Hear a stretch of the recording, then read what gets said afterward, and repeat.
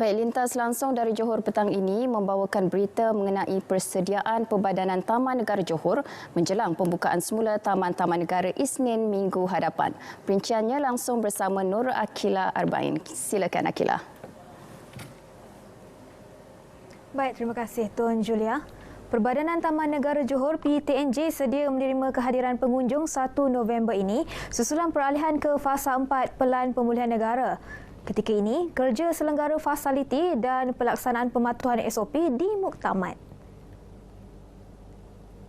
Pengarahnya Hanis Musalman Salehan memaklumkan pihaknya mengalu-alukan kehadiran pengunjung yang lengkap vaksinasi.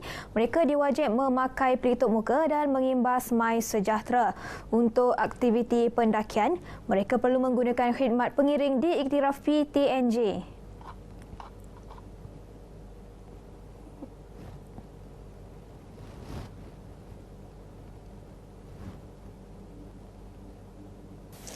Kita di PTNJ ini memang telah pun kita sediakan untuk semua fasiliti ini untuk menerima kunjungan daripada semua pengunjung, tetapi kita menghadkan mengikut saranan daripada Majlis Kemaslahatan Negeri Negara kerana kita pun menerima separuh daripada kebiasaannya pengunjung.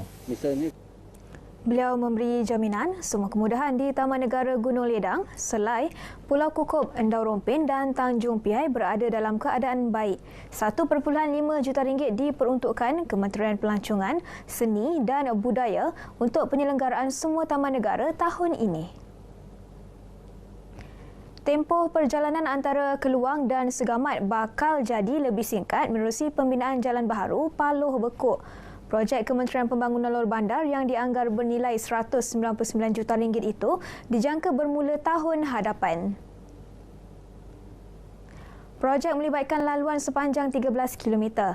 Ia dijangka bakal dimanfaatkan 29,000 penduduk. Ya, kawasan ini kan berhampiran dengan rekreasi Sungai Batang dan juga Selai. Jadi saya rasa akan meningkat lagi sektor pelancongan dan kawasan ini, lokasi ini tidak jauh daripada Bekan Bekuk, lebih kurang dalam 500 meter. Dah ada stesen kereta api yang sedang dibina. Jalan baharu Paloh Bekuk dijangka siap sepenuhnya dalam tempoh 3 tahun. Ketika ini, perjalanan antara kedua-dua lokasi memerlukan masa lebih 1 jam dengan membabitkan jarak lebih 70 km. Bomba Johor sedia mengatur gerak anggota dan aset bagi menghadapi banjir. Turut diberi kursus pengukuhan pengendali bot pasukan penyelamat di air. Pengarahnya, Datuk Yahya Madis berkata, operasi banjir dijangka lebih tersusun dengan penerimaan 3 bot ringan baharu. Ia boleh digunakan untuk kerja menyelamat di kawasan Cetek selain melancarkan proses pemindahan penduduk terjejas. Memang efisien dan anggota pun seronoklah buat kerja menyelamat tu. Mereka boleh merunda dengan bot ringan dan boleh segera. Kalau tidak, kita terpaksa gunakan pelampung, kadang-kadang kita meredah air dengan tali dan pakai life jacket. Risiko pada anggota kita lah. Bomba Johor memiliki kekuatan 1,300 anggota di 32 balai. Pasukan turut dibantu 149 anggota bantuan dan 20 pasukan bomba sukarela.